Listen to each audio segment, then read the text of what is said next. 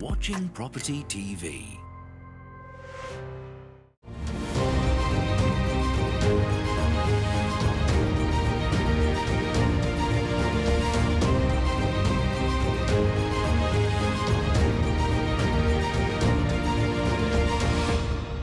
Hello and welcome to Property Question Time. I'm Stephen Galpin and this is the programme where you can have your property related questions answered by our team of experts. And talking of experts, we have two of the best today.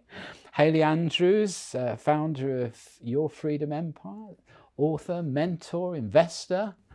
I'm not an author yet, actually. Oh, I thought you were. No, I thought I read something of yours on the internet. Not just yet, but something is coming out, yeah. Oh, jolly good. Pleased to hear it. Thank you. John Howard, developer, investor. You are an author and Property TV panellist, Thank you very much. And I have a new book coming out on commercial property shortly. Do you now? I do. Okay. Now, you know we don't like advertising on the show. I haven't advertised. But I'll let you get away with that But one. if you would like to buy the book, please go to John's website. Yeah. Have a word with your agent. Okay. All right. Hayley, let's go with you first. So, industry experts are suggesting that online agents have experienced a huge downturn in instructions for residential sales. Is this the beginning of the demise of online agency sales and a return to favour of the conventional high street agents, or is it simply the start of reduced activity in the housing market? So, yes, I think it is the demise of online Let's hope so. agents. Right. And I think the popularity really came in, I mean, let's put it into perspective. In 2019, they had 5% of the market share of all listings. So traditional estate agents like yours and mine still were, still had the overall market share. So it was a very small percentage, but it was growing. And it got more and more popular in 2019 to 2020. And I think that was down to COVID. And of course, many people actually just doing everything online and more of these companies popping up. And of course, they gained, I think it was something like 8% of market share. But since 2020, it's been dropping and is continuing to drop now. I don't think that these, well, you get what you pay for. I think if you pay peanuts, you get monkeys. And I think many people were actually disappointed with the overall service that they had.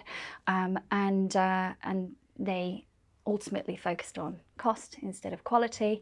And now they want that quality back. They want the personal touch, and they are going back to more traditional estate agents. Well, I think you hit the nail on the head. Is they were disappointed with the service. There is no service. Exactly. Well, there you go. You're basically selling your own property. Well, if you walk into Burberry's or whoever on Regent Street, you get an amazing service and an amazing experience when you go and buy something. But you pay. And if you're paying hundreds of £1,000s for something, you want a little bit of attention, don't you?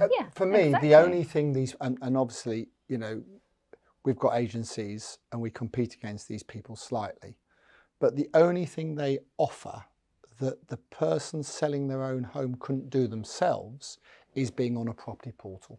That's the only thing they offer.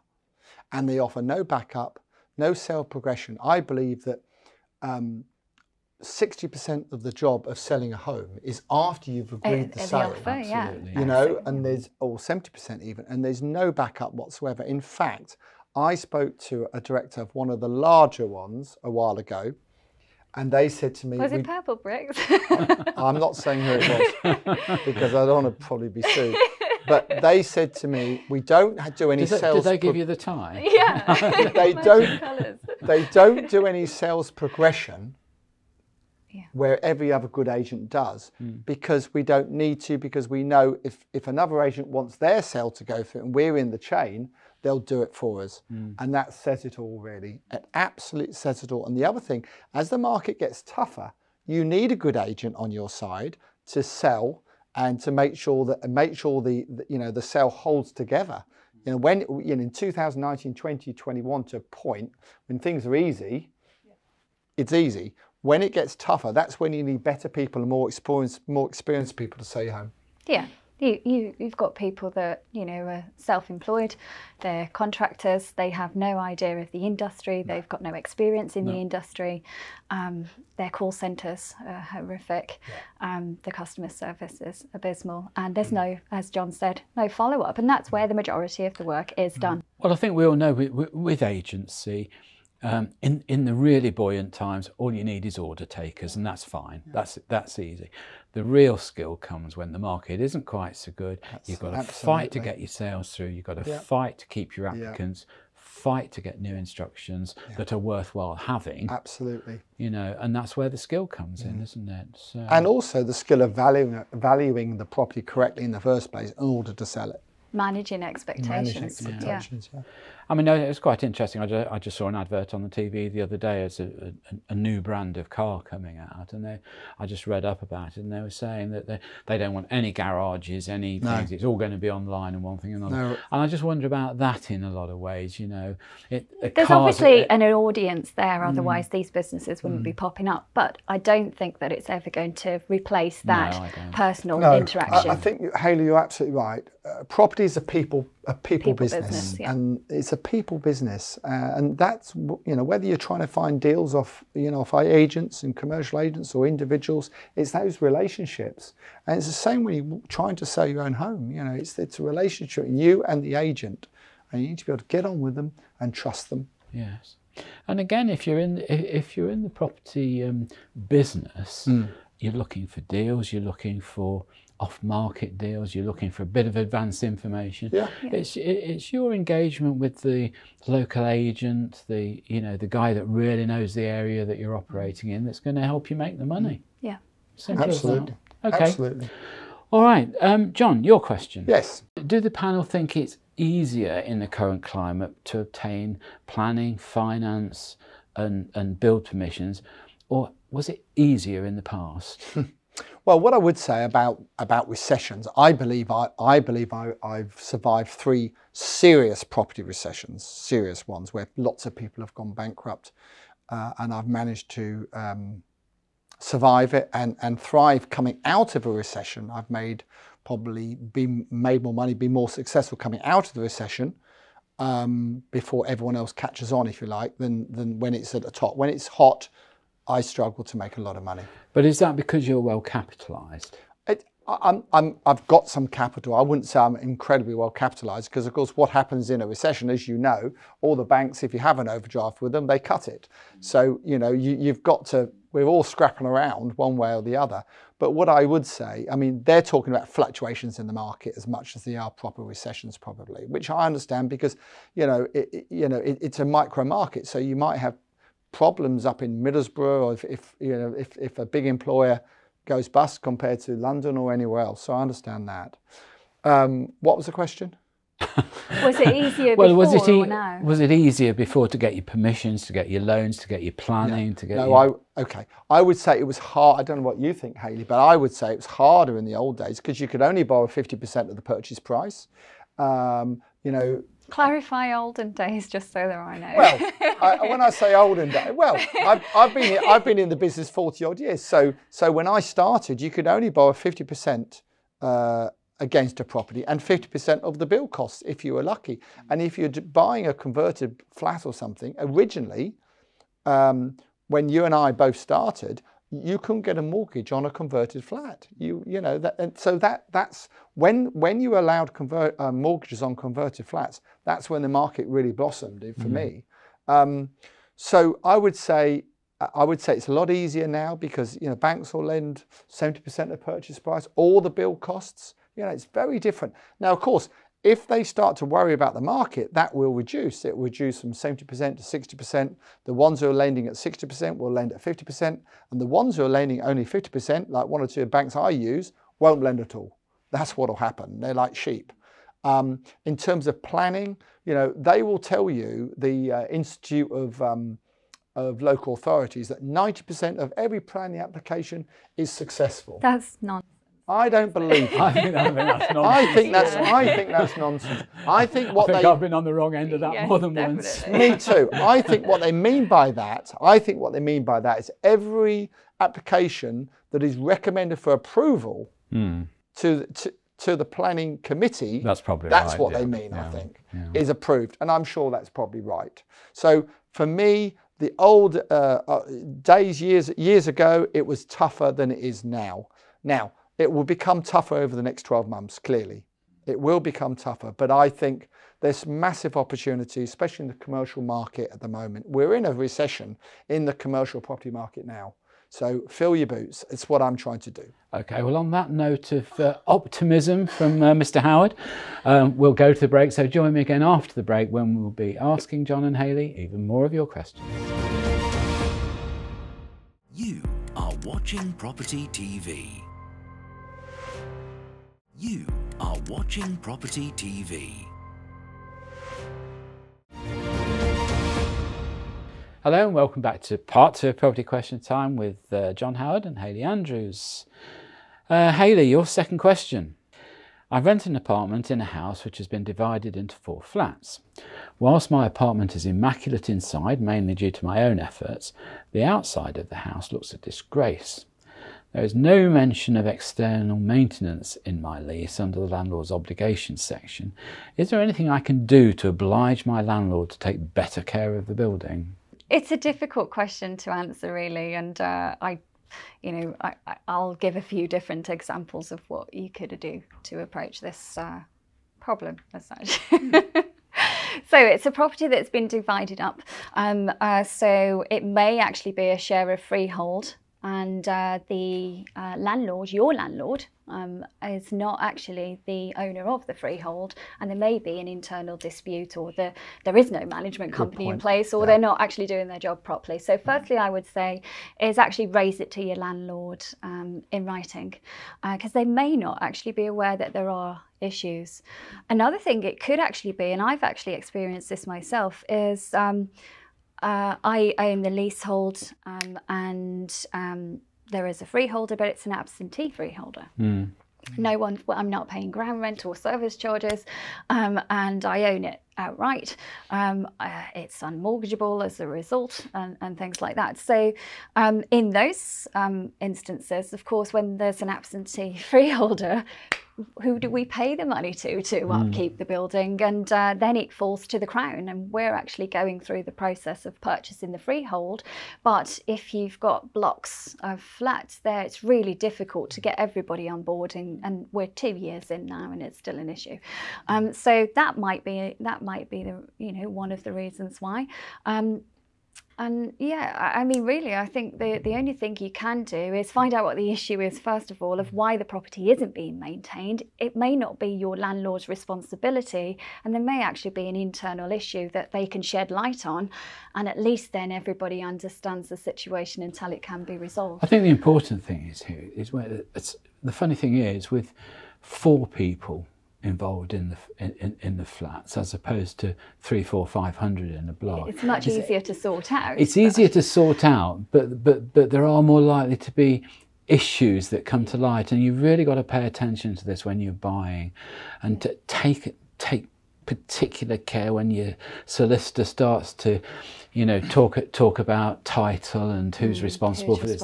You tend to glaze over because you're just itching to get in. I think they should, in those scenarios where it has been split up and it is a share of freehold, make sure that all of that is covered. So your conveyancing solicitor should be checking that out with a fine-tooth comb, because the responsibility may lie with them for, a specific part, and they can be split out into lots of different things. So I think, I agree. I mean, I think a couple of things there. One, if it is leasehold, well, certainly when you're purchasing it, you want to know if there's a sinking fund to do the external But decorations. this is the tenant, isn't it? This is the tenant complaining to the landlord. But to be fair, the landlord, when they bought the flat, should check with the freeholder. I mean, most long leases will say that the outside has to be painted every 5 years. That will be standard normally in a lease.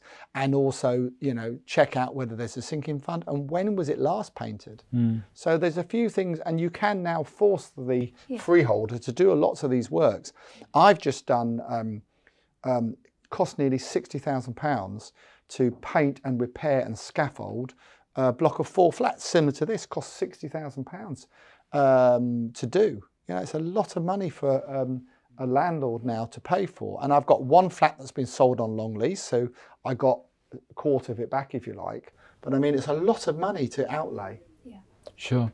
Sure, and it does have a material effect on the value of your particular flat, doesn't it? And it can make it unmortgageable, like you said. It can make it unmortgageable. And it's in the landlord's interest to sort out the issue because it affects the value of their property. But if also they may lose what sounds like a good tenant, and they'll struggle to rent that out or sell it in the future. So I think raising it to the landlord is the first point of call and understanding the situation better.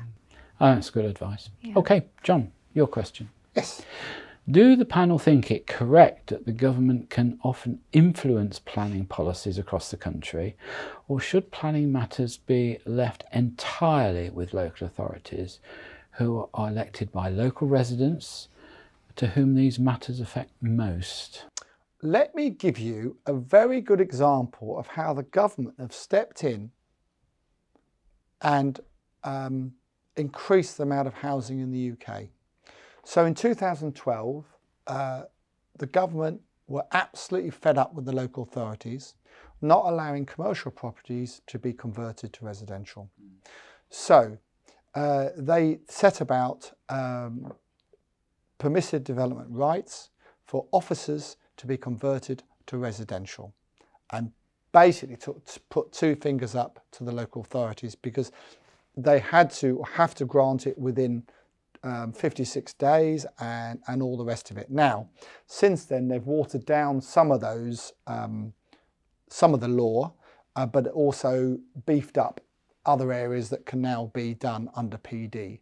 But that's a great example of the government, and the government don't want to do this. Remember, Conservative government is all about deregulation. It's not about regulation. Labour is all about regulation from head office, if you like, whereas Conservatism is all about people in their own areas making their own decisions.